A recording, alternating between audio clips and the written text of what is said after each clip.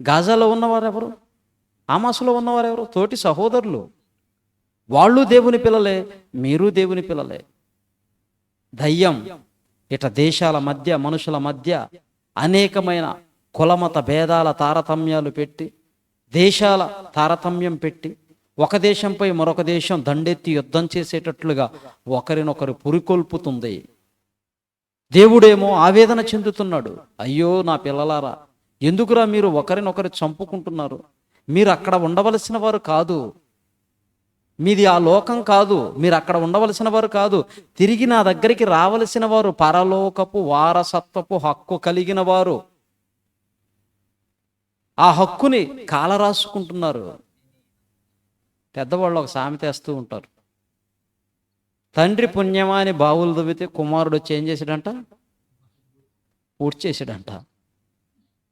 దేవుడు పోనీలే అని చెప్పి ప్రేమించి మనలను, మన కోసం పరలోకాన్ని సిద్ధపరిచాడు. ఆ పరలోకానికి అనర్హులంగా అయినప్పుడు మరలా అర్హులను చేయటానికి ఆయన కుమారుడైన యేసుక్రీస్తు వారిని పంపించాడు. యేసుక్రీస్తు వారు ఉపమానం చెప్పేటప్పుడు అంటాడు, ఒక యజమానుడికి ద్రాక్ష తోట ఉంది. ఆ ద్రాక్ష తోట కాపులకు గుత్తకిచ్చి దేశాంతరం వెళ్ళిపోయాడు, దూర ప్రాంతం.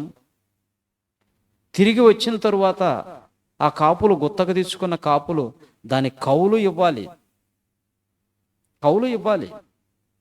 ఇవ్వలేదు. అప్పుడు ఏం చేశాడు?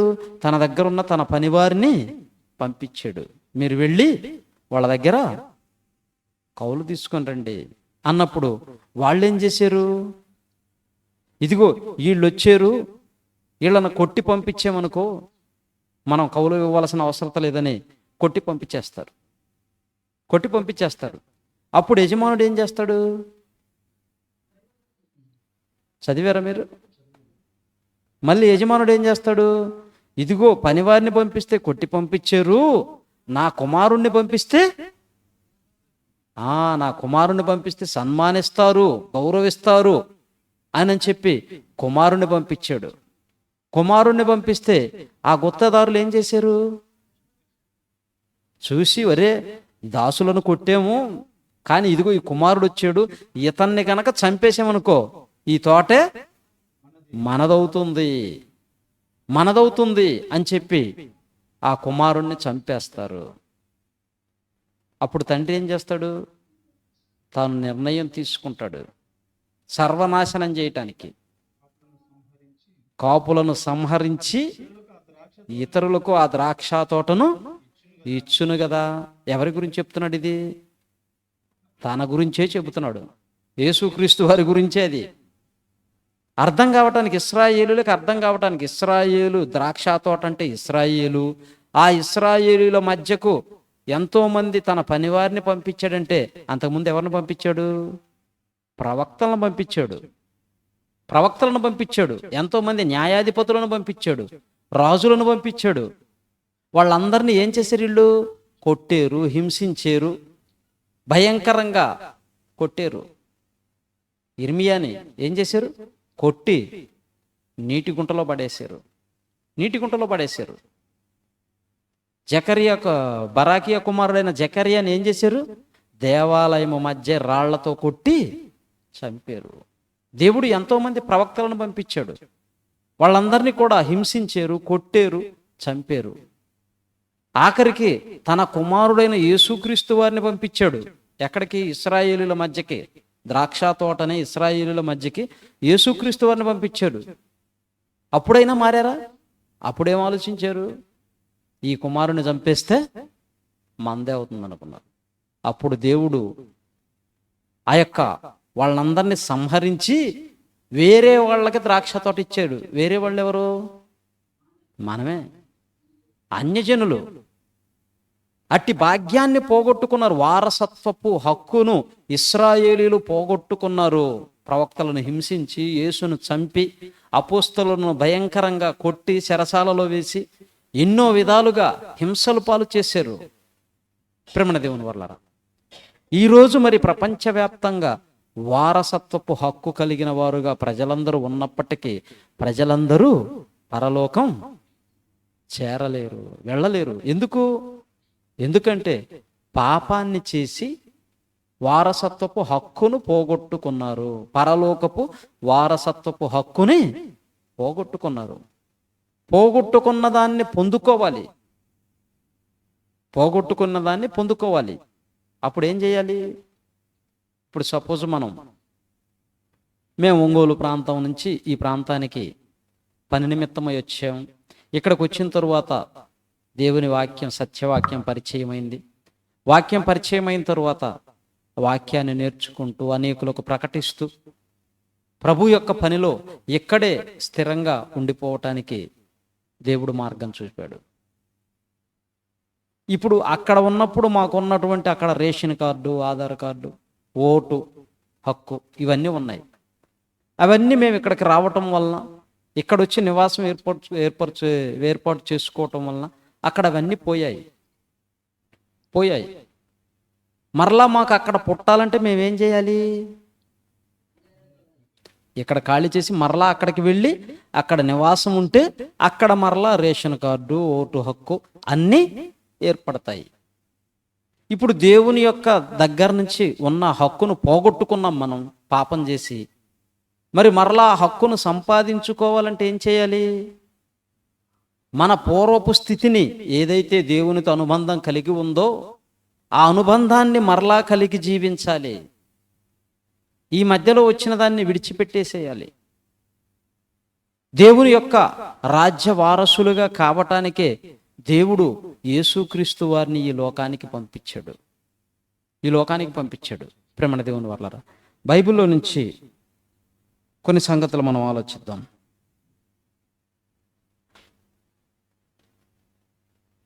యోహాను సువార్త 3వ అధ్యాయం 13వ వచనం. ఆ వారసత్వపు హక్కుని మనం పొందుకోవాలంటే ఏం చేయాలో వాక్యం సెలవిస్తూ ఉంది.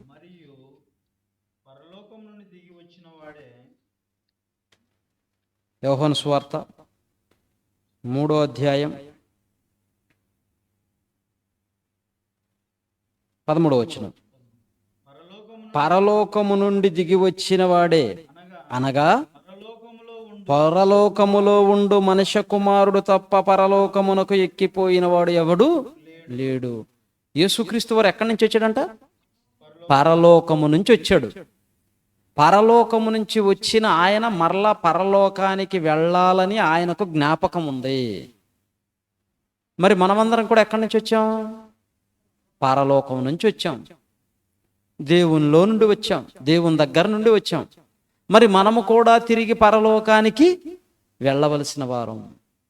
పాపం చేయటం వలన మన పరలోకపు వారసత్వపు హక్కును పోగొట్టుకున్నాం. పోగొట్టుకున్న దాన్ని మరలా పొందుకోవాలంటే యేసుక్రీస్తు వారు ఏం చేయమంటున్నాడో మనం చూస్తే అదే 3వ అధ్యాయంలో 5వ వచనం చూడండి. 4వ వచనం నుంచి చూద్దాం. 3వ వచనం చూడండి. 3వ వచనం నుండి, అందుకు యేసు ఒకడు క్రొత్తగా జన్మించితేనే గాని దేవుని రాజ్యమును చూడలేడని నీతో నిశ్చయముగా చెప్పుచున్నానని. ఇక్కడ ఆ యొక్క రాజ్యాన్ని చేరుకోవాలంటే ఒకడు క్రొత్తగా జన్మించితేనే గాని అంటున్నాడు.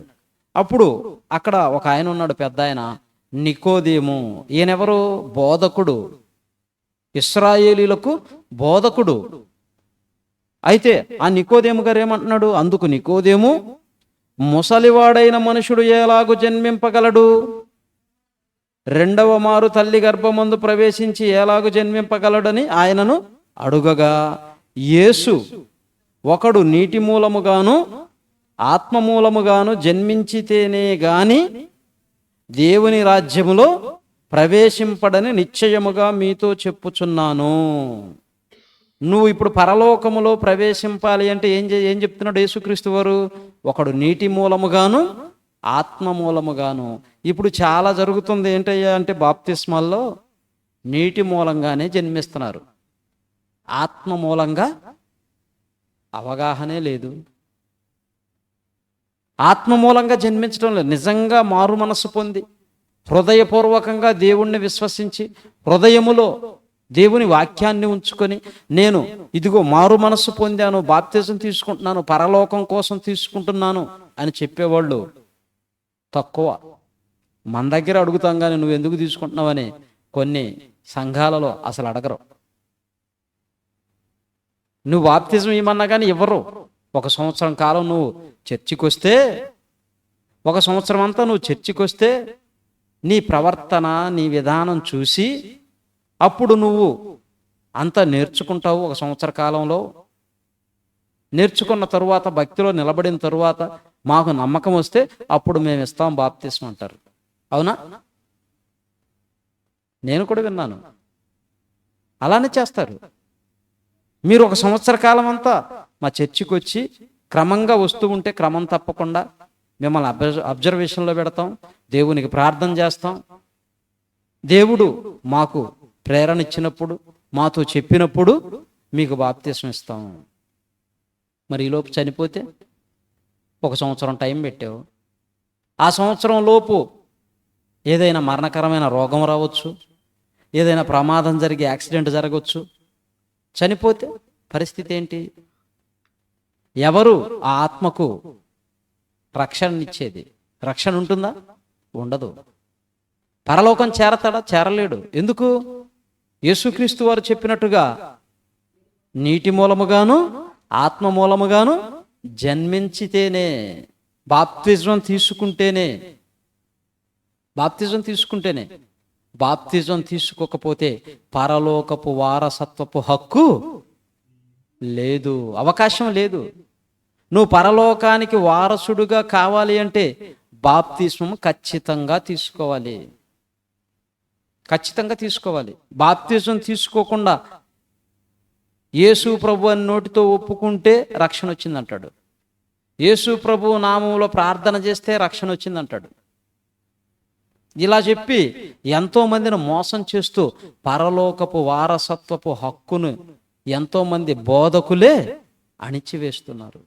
అణిచివేస్తున్నారు ప్రేమ దేవుని వల్ల. ఎంతో మంది అమాయకులను మోసం చేస్తున్నారు. అపవాది చేస్తున్నటువంటి ఒక భయంకరమైన అడ్డుకట్ట ఇది.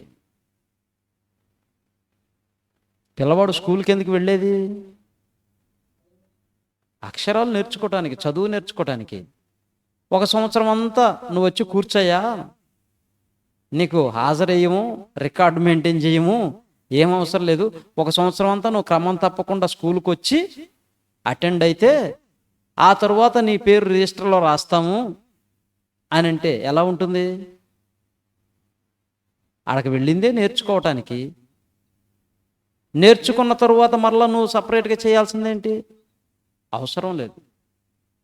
ఇది ఎలా ఉందో, ఇలా అమాయక బోధ చేస్తున్నటువంటి అనేక మంది బోధకుల పరిస్థితి కూడా ఈరోజు అలానే ఉంది ప్రేమ దేవుని వల్ల. యేసుక్రీస్తు వారు అంటున్నాడు, ఇదిగో ఒకడు నీటి మూలముగాను ఆత్మ మూలముగాను జన్మించితేనే దేవుని రాజ్యములో ప్రవేశింపడు. జన్మించితేనే అవకాశం ఉంది, లేకుంటే నీకు అవకాశమే లేదు. మరొక మాటను చూద్దాం. ఒక యవనస్తుడు యేసుక్రీస్తు వారి దగ్గరికి వచ్చి అడుగుతున్న మాటను మనం చూద్దాం. మార్కు సువార్త 10వ అధ్యాయం, మార్కు సువార్త 10వ అధ్యాయం 17వ వచనం. ఆయన బయలుదేరి మార్గమున పోవుచుండగా ఒకడు పరిగెత్తుకుని వచ్చి ఆయన ఎదుట మోకాళ్ళుని, సద్బోధకుడా, నేను నిత్య జీవమునకు వారసుడనగుటకు నేను ఏ మంచి కార్యము చేయవలనని ఆయనను అడిగాను. ఈ యవనస్తుడు వచ్చాడు ప్రభు దగ్గరికి మోకాళ్ళుని. ఏమడుగుతున్నాడు? నేను నిత్య జీవానికి వారసుడను కావాలి, పరలోకపు వారసుడను కావాలి, ఏం చేయాలి ఆయన అడుగుతున్నాడు. మనకుందా? బోధకుడు ముందొద్దులే, నువ్వు మోకాళ్ళు వేసి ప్రార్థనలో దేవుని దగ్గర అడిగావా? అయ్యా, నేను నిత్య జీవంలో ప్రవేశించాలంటే ఎలా బ్రతకాలి,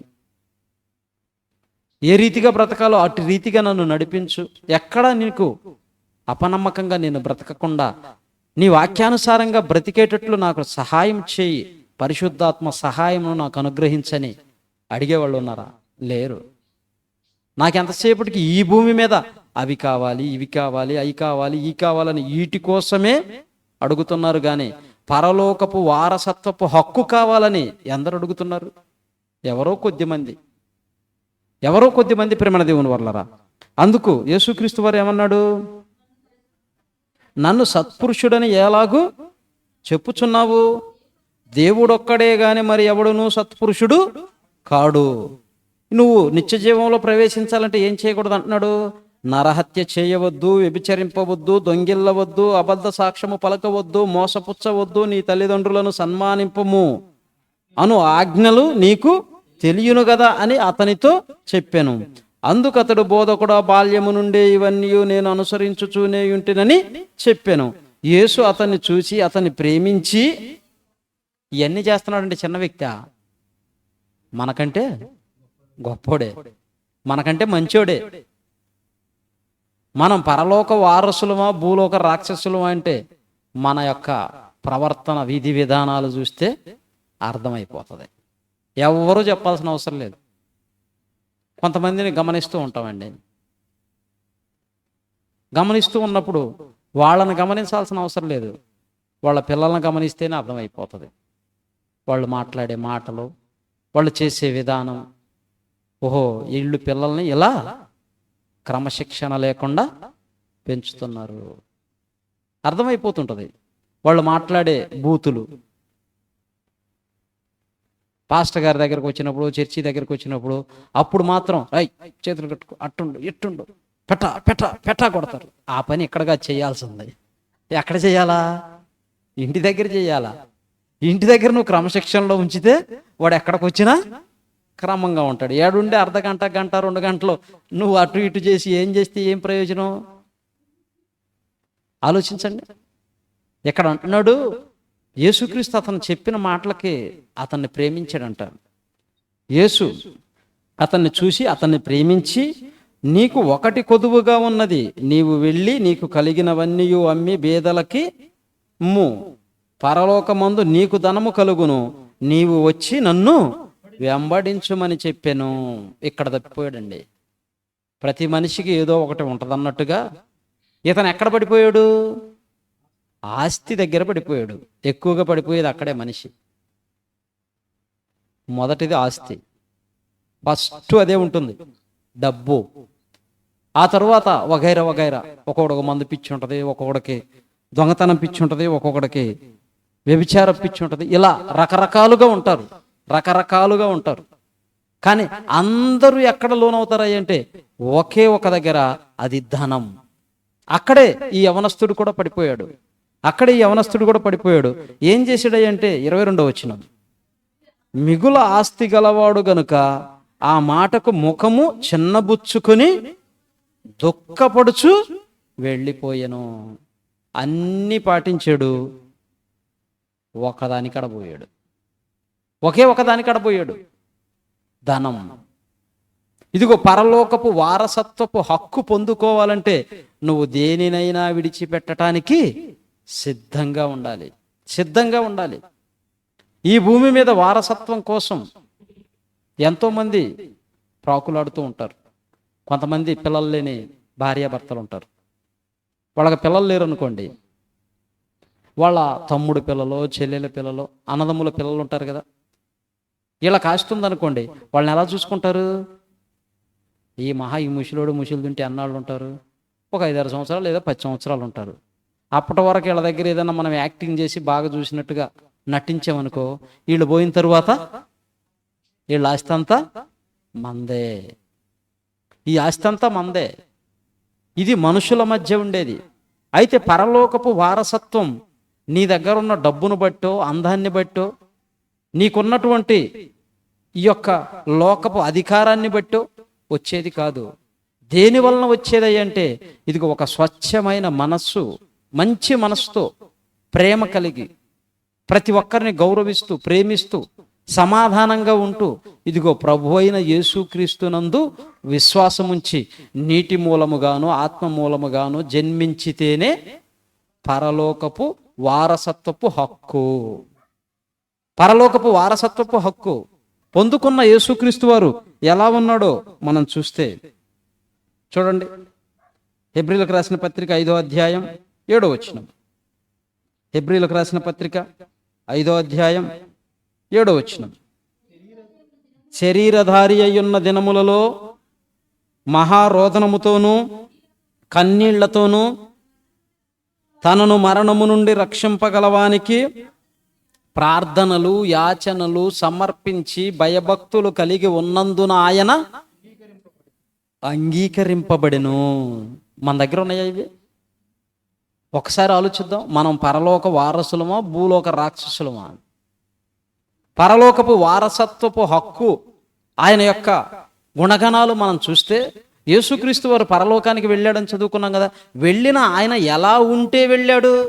ఇదిగో ప్రతిదినము ప్రార్థన, భయము, భక్తి, యాచనలు, భయభక్తులు కలిగి ఉన్నందున ఆయన అంగీకరింపబడ్డాడు. మనం వారానికి ఒకరోజు చర్చికి రావటానికే కష్టం. కొంతమంది 2 వారాలకు ఒకసారి, 3 వారాలకు ఒకసారి, కొంతమంది నెలకు ఒకసారి కనబడతారు. మరలా ఇంటికి వెళ్ళి వాళ్ళని కలిసి, ఏంటి మీరు రాలేదు, ఫోన్ చేయాలా, లేదా ఇంటికి వెళ్ళి కలవాలా, కలిసి మీరు రాలేదు ఎందుకని సంజాయిషి చెప్పి అక్కడికి వెళ్ళి వాళ్ళని పలకరిస్తేనే కానీ మరలా రాదు.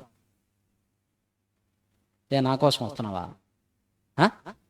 పోనీ నేనేమన్నా నీ కోసమే చెబుతున్నానా? దేవుడు నాకు అప్పగించిన పని నేను చేస్తున్నాను, దేవుడు నీకు అప్పగించిన పని నువ్వు చేయాలి. నిర్లక్ష్యంగా ఉండకూడదు. పరలోకపు వారసత్వపు హక్కును పోగొట్టుకున్న వాళ్ళు ఎంతోమంది లోకంలో ఉన్నారు. ఎక్కడికి వచ్చిన తరువాత కూడా పరలోకపు వారసత్వపు హక్కును పోగొట్టుకున్నామంటే మనకంటే దౌర్భాగ్యులు ఇంకొకరు ఉండరు. ప్రేమ దేవుని వల్లారా, అక్కడ అంటున్నాడు యేసుక్రీస్తు వారు ఎలా ఉంటే భయభక్తులు కలిగి ప్రార్థనలు యాచనలు సమర్పించి భయభక్తులు కలిగి ఉన్నందున ఆయన అంగీకరింపబడ్డాడు. ఆయన వెళ్ళిపోయే సమయంలో ఏమంటున్నాడు? యోహాను సువార్త 17వ అధ్యాయం 4వ వచనం. యోహాను సువార్త 17వ అధ్యాయం 4వ వచనం. చేయుటకు నీవు నాకు ఇచ్చిన పని నేను సంపూర్ణముగా నెరవేర్చి భూమి మీద నిన్ను మహిమపరిచితిని. తండ్రి, లోకము పుట్టక ముందు నీ యొద్ద నాకు ఏ మహిమ ఉన్నదో ఆ మహిమతో ఇప్పుడు నీవు నన్ను మహిమపరచుము. చేసినవాడు ధైర్యంగా అడగగలుగుతున్నాడు, తలెత్తుకొని నిలబడుతున్నాడు, అడుగుతున్నాడు, తండ్రి ఇదిగో ఈ భూమి మీద నాకు నీవిచ్చిన ఈ జీవితంలో నేను నీ కోసం సమస్తము చేశాను, నాకు అప్పగించిన పనినంతటిని సంపూర్ణముగా నెరవేర్చి భూమి మీద నిన్ను మహిమపరిచాను. ఇదిగో ఇప్పుడు మరలా నేను నీ యొద్దకు వస్తున్నాను. పూర్వము నాకు ఏ మహిమ నీ యొద్ద ఉన్నదో ఆ మహిమతో ఇప్పుడు నన్ను నీవు మహిమపరచుము. మనం చెప్పగలమా? నువ్వు చెప్పగలవా? ఈ ప్రార్థన చేయగలమా? ఆలోచించండి. ఈ ప్రార్థన చేయాలి అంటే మనలో ఏముండాలి? ఆయనలాగా ప్రార్థనలు యాచనలు సమర్పించి భయభక్తులు కలిగి ఉండాలి. భయభక్తులు కలిగి ఉండాలి. ఈరోజు దేవుడంటే భయం లేదు, భక్తి లేదు. సహోదరులంటే గౌరవం లేదు, ప్రేమ లేదు. అలాంటప్పుడు పరలోకం చేరటానికి వారసులు ఎలా అవుతావు? ఈ భూలోక సంబంధమైన ఆలోచనలతోనే మనం ఉంటే ఈ భూలోకపు రాక్షసులుగానే మిగిలిపోతాం. రాక్షసులు అంటే ప్రత్యేకంగా ఏమి లేవు, అది ఒక పదం అంతే. ఏదో వేరే వాళ్ళ అన్యజనుల్లో ఉన్నట్టుగా బేతాళ కథలని అవని ఇవని అవి కాదు, రాక్షసులు కాదు. రాక్షస స్వభావం కలిగిన వారు మనుషులు. అలా మారిపోతూ ఉన్నారు. అలా మారిపోతున్నారు గనకనే కన్న తల్లిని చూడటం లేదు, కన్న తండ్రిని చూడటం లేదు, కడుపున పుట్టిన బిడ్డలని చూడటం లేదు, కట్టుకున్న భార్యని చూడటం లేదు, కట్టుకున్న భర్తని చూడటం లేదు. ఎవరిని పడితే వారిని ఎలాగంటే అలాగా మాట్లాడుతున్నారు, చంపుతున్నారు. దేనికోసం? ఈ భూలోకపు వారసత్వం కోసం. ఈ భూమి మీద వారసత్వం అనేది జన్మ ద్వారా వస్తుంది. నువ్వు ఏ దేశంలో పుడితే ఆ దేశపు వారసత్వం వస్తుంది. నువ్వు ఎవరి గర్భాన్న పుడితే వారి నుంచి వచ్చే ఆస్తులు తండ్రి ఇచ్చినా ఇవ్వకపోయినా మరణించిన తరువాత ఆటోమేటిక్గా వచ్చేస్తాయి. ఈ లోకపు వారసత్వం కోసం నువ్వు ప్రాకులాడితే ఇక్కడ ఉండేది అల్లర్లు, గొడవలు, కొట్లాటలు, చంపుకోవటం, భయంకరమైన పరిస్థితులు ఈ భూమి మీద. మరి పరలోకపు వారసత్వం కోసం ఎవరిని నువ్వు చంపాల్సిన అవసరం లేదు. ఎవరిని మనం చంపవలసిన అవసరత లేదు. ఎవరితో కొట్లాడవలసిన అవసరత లేదు. ఇదిగో యేసుక్రీస్తునందు విశ్వాసం ఉంచి, దేవుని యందు నమ్మిక ఉంచి, నిన్ను పుట్టించింది దేవుడని, మన పాపాల కోసం యేసుక్రీస్తు వారు మరణించాడని, రక్తాన్ని చిందించాడని నీ హృదయములో విశ్వసించి నీటి మూలముగాను ఆత్మ మూలముగాను జన్మించితే నువ్వు పరలోకపు వారసత్వపు హక్కును సంపాదించుకున్నవాడవుతావు. మనం దేవుని కోసం బ్రతకాలని దేవుడు ఎంత ప్రయాసపడుతున్నాడయ్యా అంటే యేసుక్రీస్తు వారిని పంపించాడు. అంతటితోనే ఆగిపోకుండా మరలా మనల్ని ఈ భూమి మీద పడిపోకుండా దేవునిలో నిలబడటానికి ఎవరిని పంపిస్తున్నాడో మనం చూడగలిగితే గలతీయులకు రాసిన పత్రిక 4వ అధ్యాయం 6-7 వచనాలు చూడండి. గలతీయులకు రాసిన పత్రిక 4వ అధ్యాయం, గలతీయులకు రాసిన పత్రిక 4వ అధ్యాయం 6-7 వచనాలు. అయితే కాలము పరిపూర్ణమైనప్పుడు దేవుడు తన కుమారుణ్ణి పంపెను. అతడు స్త్రీయందు పుట్టి మనము దత్తపుత్రులము కావాలనని ధర్మశాస్త్రముకు లోబడిన వారిని విమోచించుటకై ధర్మశాస్త్రమునకు లోబడిన వాడాయను. అది కాదమ్మా, 6-7. మరియు మీరు కుమారులైనందున నాయన తండ్రి అని మొరపెట్టు తన కుమారుని ఆత్మను దేవుడు మన హృదయములోనికి పంపెను. దేవుడు మనల్ని పరలోకపు వారసత్వపు హక్కుదారులుగా ఉండటానికి, ఇదిగో ఎక్కడ పడిపోకుండా నిలబడటానికి పరిశుద్ధాత్మను పంపించాడు. యేసుక్రీస్తు వారు ప్రాణం పెట్టాడు, రక్తాన్ని చిందించాడు.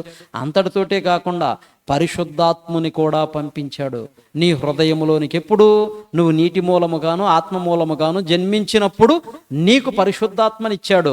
ఆ పరిశుద్ధాత్ముడు నీలో ఉండి, నాలో ఉండి, మనలో ఉండి ఏం చేస్తున్నాడయ్యా అంటే, ఇదిగో నువ్వు దేవుని కుమారుడవు, నువ్వు దేవుని కుమార్తెవు, నువ్వు ఇలా మాట్లాడకూడదు, నువ్వు ఇలా చూడకూడదు, నువ్వు ఇలా చేయకూడదు అని చెప్పి అనునిత్యము గద్దిస్తూ ఉన్నాడు. కానీ మనం లెక్క చేయం. త్రొట్టిల్లిపాటుతో, తొందరపాటుతో తప్పు చేసేస్తాం, పొరపాటు మాట్లాడేస్తాం. ఎన్నో దేవునికి వ్యతిరేకమైన కార్యక్రమాలను చేస్తుంటే పరిశుద్ధాత్ముడు మనలో ఉండి నొచ్చుకుంటూ ఉన్నాడు, వేదన చెందుతూ ఉన్నాడు, మన విషయమై దుఃఖపడుతూ ఉన్నాడు. ఆలోచించండి. పరిశుద్ధాత్మను దుఃఖపరచకుడి అన్నాడు. ప్రేమన దేవుని వల్లరా, మరి పరిశుద్ధాత్మను పొందుకున్న మనం దేవుని యొక్క ఆధీనములో ఉండాలి. మరొక మాటను చూసినట్లయితే తీతుకు రాసిన పత్రిక 3వ అధ్యాయం 6వ వచనం. తీతుకు రాసిన పత్రిక 3వ అధ్యాయం 6వ వచనం. మనము ఆయన కృప వలన నీతిమంతులమని తీర్చబడి నిత్య జీవమును గూర్చిన నిరీక్షణను బట్టి దానికి వారసుల మగుటకై ఆ పరిశుద్ధాత్మను మన రక్షకుడైన యేసుక్రీస్తు ద్వారా ఆయన మన మీద సమృద్ధిగా కుమ్మరించెను. దేనికోసం? వారసులవ్వటానికి. మీరు పరలోకపు వారసులవ్వటానికి మీ మీదికి ఇదిగో యేసుక్రీస్తు ద్వారా పరిశుద్ధాత్మను కుమ్మరించాడు. నోవహు గారు నీతికి వారసుడయ్యాడు. ఎలా అయ్యాడు? ఎలా మారాడు? ఎందుకు నీతికి వారసుడిగా ఉన్నాడు అని మనం చూస్తే చూడండి. హెబ్రీలకు రాసిన పత్రిక 11వ అధ్యాయం 7వ వచనం. నీతికి వారసుడు ఎలా అయ్యాడో మనం చూస్తే హెబ్రీలకు రాసిన పత్రిక 11వ అధ్యాయం 7వ వచనం. విశ్వాసమును బట్టి నోవాహు అది వరకు చూడని సంగతులను గూర్చి దేవుని చేత హెచ్చరింపబడి భయభక్తులు గలవాడై తన ఇంటి వారి రక్షణ కొరకు ఒక ఓడను సిద్ధము చేసెను. అందువలన అతడు లోకము మీద నేరస్థాపన చేసి విశ్వాసమును బట్టి నీతికి వారసుడాయను. నీతికి వారసుడాయను. నోవాహు గారంట నీతికి వారసుడయ్యాడు. దేన్ని బట్టి? వాక్యాన్ని బట్టి, తన కుటుంబాన్ని రక్షించుకోవటాన్ని బట్టి, విశ్వాసాన్ని బట్టి నీతికి వారసుడయ్యాడు, పరలోకపు హక్కుని సంపాదించుకున్నాడు. మనం ఒకరోజు ప్రార్థనకు వస్తే మరొక రోజు రావడానికి ఇష్టపడం. చలిగా ఉందలే, వర్షం పడుతుందిలే, ఇప్పుడేం పోదాంలే, రేపు పోదాంలే, వాళ్ళు వచ్చారా వీళ్ళు వచ్చారా, ఒకళ్ళతో వంతు పెట్టుకోకూడదు. మీరు ఎవరు వచ్చినా రాకపోయినా నా పని నేను చేయాలి. నేనున్నా లేకపోయినా మీ పని మీరు చేయాలి. దేవుడు నీకు ఏ పని అప్పగించాడో ఆ పని నువ్వు చేయాలి. ఇక్కడ నోవాహు గారికి వాడగట్టమన్నాడు. ఎన్నాళ్ళు కట్టాడు? ఒక రోజా, 2 రోజులా, 1 సంవత్సరమా, 2 సంవత్సరాలా, 10 సంవత్సరాలా? సుమారుగా 100 సంవత్సరాలు పైన, 120 సంవత్సరాల దాకా. ఒక్క మాట ఎంత కష్టం అండి, ఆలోచించండి. అలా ఉన్నాడు గనకనే, దేవుని మాటకు విధేయుడై ఉన్నాడు గనకనే నీతికి వారసుడయ్యాడు. నీతికి వారసుడయ్యాడు. మరొక మాటను మనం చూస్తే కొరింథీయులకు రాసిన పత్రిక, రోమపత్రిక చూద్దాం, తర్వాత కొరింథీ పత్రికకి వెళదాం. రోమపత్రిక 8వ అధ్యాయం 16వ వచనం. రోమపత్రిక 8వ అధ్యాయం 16వ వచనం. మనము దేవుని పిల్లలమై ఆత్మ తానే మన ఆత్మతో కూడా సాక్ష్యమిచ్చుచున్నది.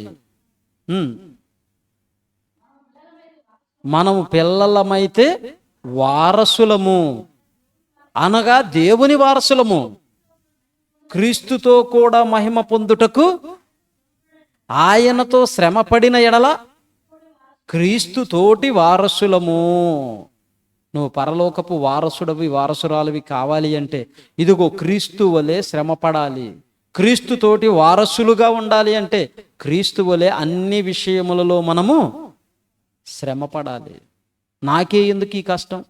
నాకు దేవుడు అన్యాయం చేశాడు, నాకు అన్యాయం చేస్తున్నాడు, నన్ను ఎప్పుడు ఇలానే చేస్తాడు అని చెప్పి నువ్వు దేవుని మీద నేరము మోపకూడదు. అవాదములు ఒకరిపై ఒకరు ఆఖరికి వీళ్ళ మీద చెప్పుకోకుండా ఇచ్చిన దేవుని మీదకే నేరం నెట్టివేశారు. ఇక్కడ అంటున్నాడు, మీరు క్రీస్తుతోటి వారసులు కావాలి అంటే ఇదిగో క్రీస్తు వలె మీరు అన్ని విషయములలో శ్రమపడాలి. అప్పుడు పరలోకపు వారసులు అవుతారు. భూలోకపు రాక్షసులంటే వాళ్ళెవరో చూద్దాం.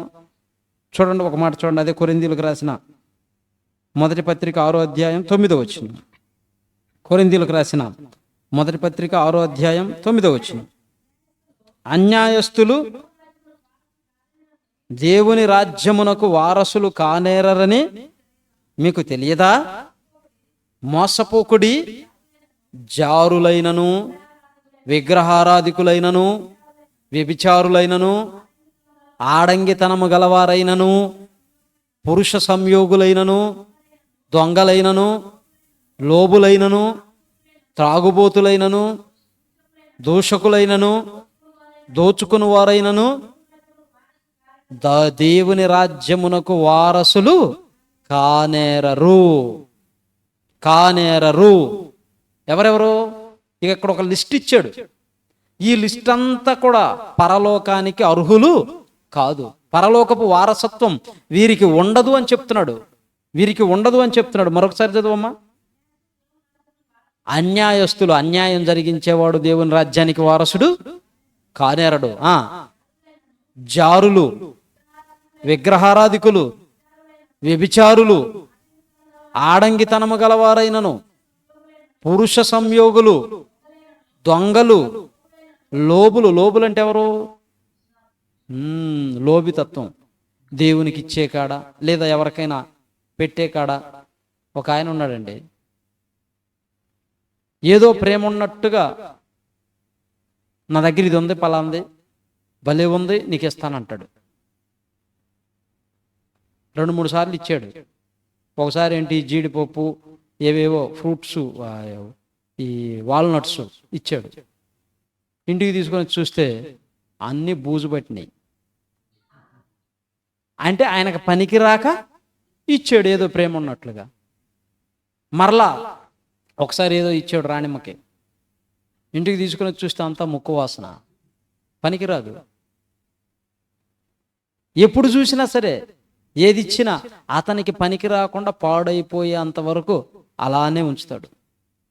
పాడైపోయిన తర్వాత మన మీద ఏదో ప్రేమ ఎక్కువైనట్లుగా తీసుకొస్తాడు. ఇదేంటిది?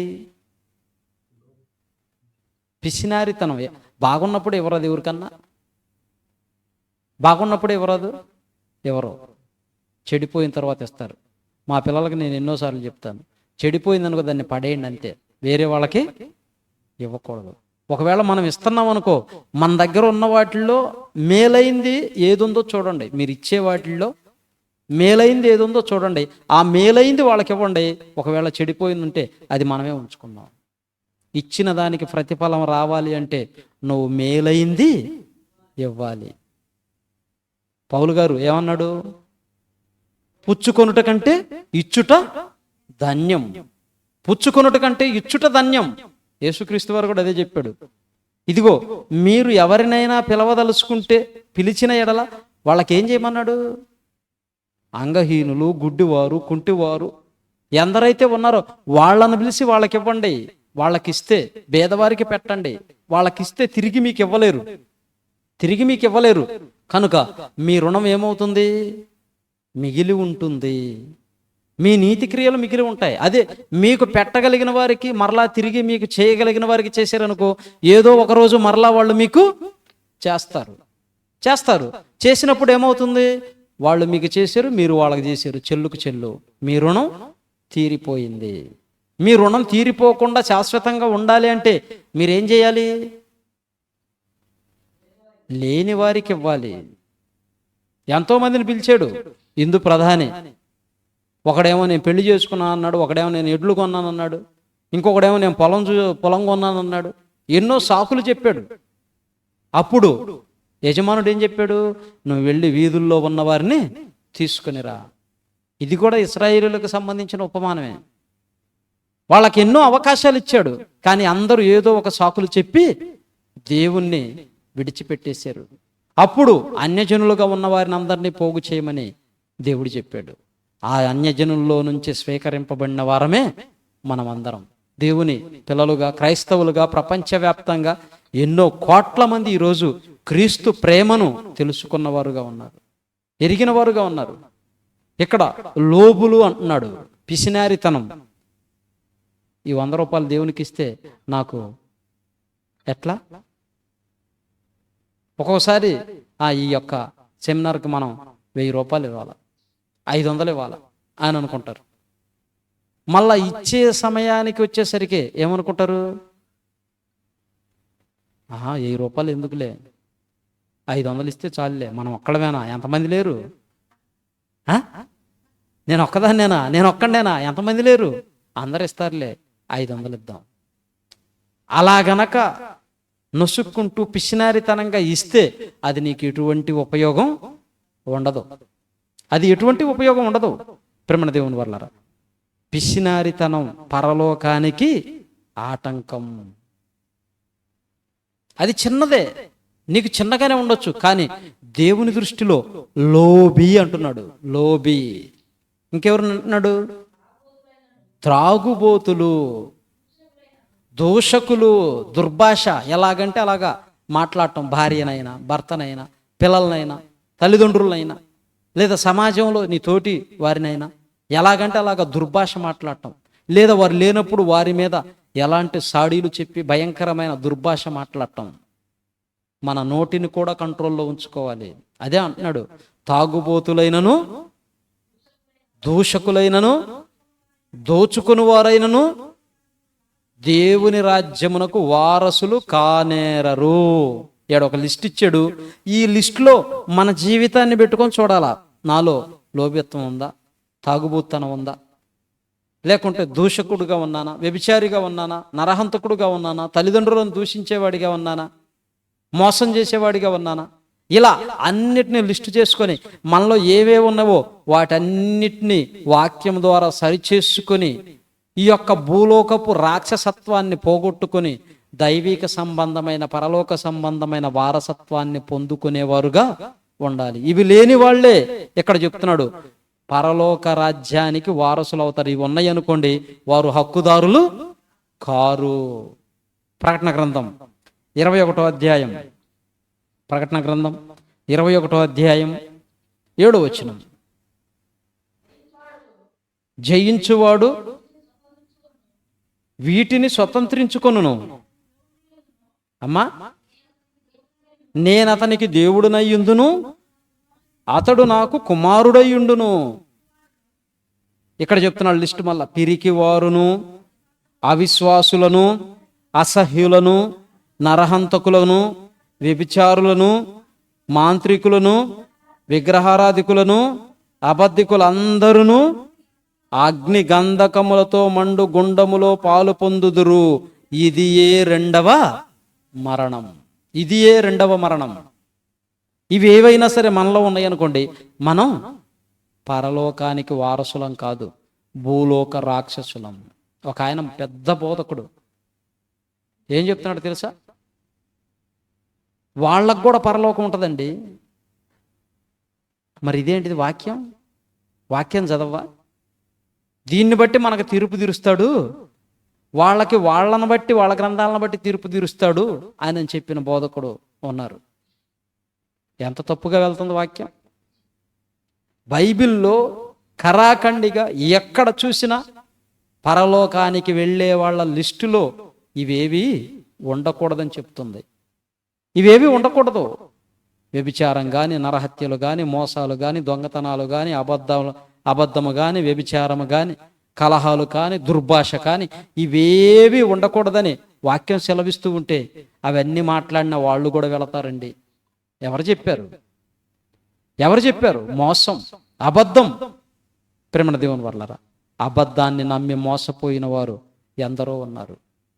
సత్యాన్ని తెలుసుకున్న మనం వాక్యంలో ఉన్నతంగా ఎదిగే వారంగా ఉండాలి. యేసుక్రీస్తు వారు మాటల ప్రకారం బ్రతికి ఇదిగో పరలోక రాజ్యాన్ని స్వతంత్రించుకునే వారిగా ఉండాలి. ఎవరయ్యా పరలోకానికి వారసులుగా ఉండేవారంటే ఇదిగో వీటిని అన్నిటిని విసర్జించిన వారు. ఇవన్నీ మనలో ఉన్నాయనుకో, మనం ఎవరమంటే పరలోక వారసులం కాదు, భూలోక రాక్షసులం. కొంతమంది చూడండి, వాళ్ళు ఎప్పుడు చూసినా సరే చిటపటమని ఎగురుతూనే ఉంటారు. కోపం, ఆవేశం. ఎందుకంటే ఈ లోకంలో ఉన్న వాటి కోసం క్షణం తీరిక లేకుండా ఎంతో కష్టపడుతూ ఉంటారు. దేనికోసం? దేవుని కోసమా? కాదు, ఈ లోకంలో ఉన్న వాటి కోసం. ఈ లోకమునైనను లోకములో ఉన్న వాటినైనను ప్రేమించిన ఎడల దేవునికి విరోధి. దేవుణ్ణి ప్రేమించాలి, దేవుని యొక్క వాక్యాన్ని ప్రేమించాలి, దేవుని పిల్లలను ప్రేమించాలి, దేవుని యొక్క వాక్యములో మన జీవితాలను సరిచేసుకునే వారముగా ఉండి పరలోక వారసులుగా మారాలని దేవుడు మన కోసం యేసుక్రీస్తునిచ్చాడు, పరిశుద్ధాత్మునిచ్చాడు, ఈ దివ్య గ్రంథాన్ని, వాక్యాన్ని ఇచ్చాడు. దీన్ని చదువుకొని మీరు నా కోసం బ్రతకండి. ఈ మాన్యువల్ అంటారు. ఈ మాన్యువల్ అంటే ఈతో ప్రారంభమయ్యేవి, అంటే కంప్యూటర్లో చేసేవి, సిస్టంలో చేసేవాటిని ఈ మాన్యువల్స్ అంటారు. బుక్కులో రాసేవి, బుక్కులో రికార్డు పరంగా ఉండేటట్టుగా బుక్కులో రాసేవాళ్ళు ఇంతకుముందు. ఇప్పుడు ఈ మాన్యువల్ అంటే ఈతో ప్రారంభమవుతాయి. ఈమెయిల్, ఇంటర్నెట్, ఇలా ఎన్నో ఉన్నాయి. వీటన్నిటిని కూడా ఈ మాన్యువల్ అంటారు, సిస్టంలో చేసేవాటిని. అసలు ఇమ్మానియేల్ అనే పేరు ఎవరిది? యేసుక్రీస్తుది. ఆయన్ని మించిన ఇంటర్నెట్ కానీ ఈ మాన్యువల్స్ కానీ ఏవి లేవు. ప్రారంభకుడు ఆయన. అక్కడ ఇప్పుడు మనం చదివిన 7వ వచనానికి పై వచనం చదివితే అక్కడ చూడండి ఏమంటున్నాడు. 21:6 మరియు ఆయన నాతో ఇట్లనెను, సమాప్తమైనవి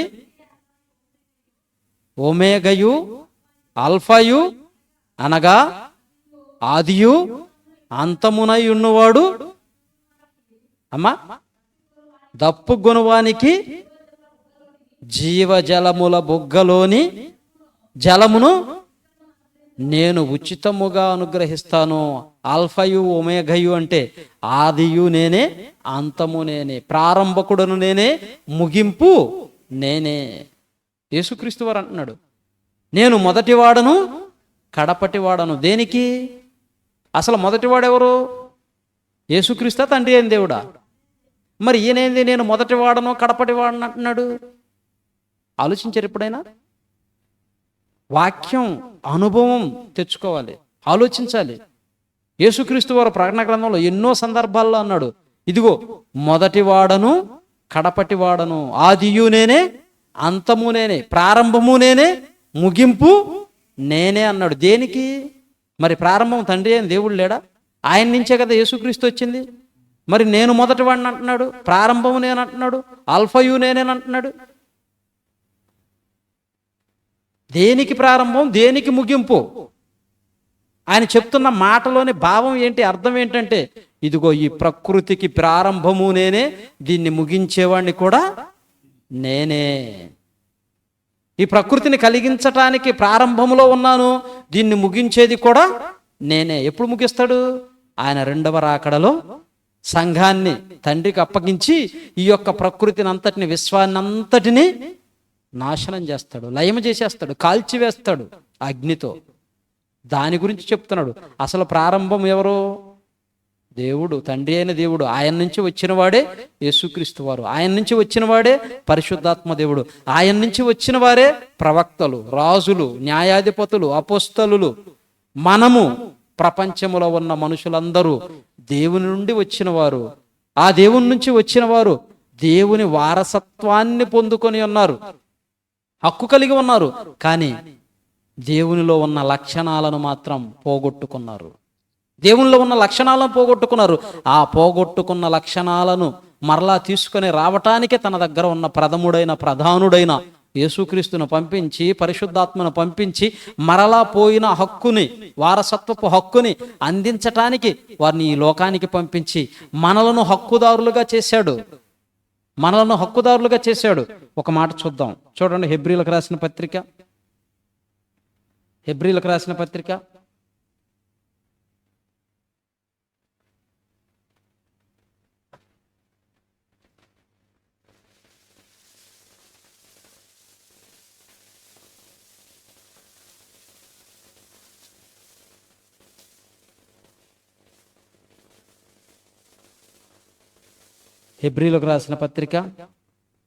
2వ అధ్యాయం 10వ వచనం. హెబ్రీలకు రాసిన పత్రిక 2వ అధ్యాయం 10వ వచనం.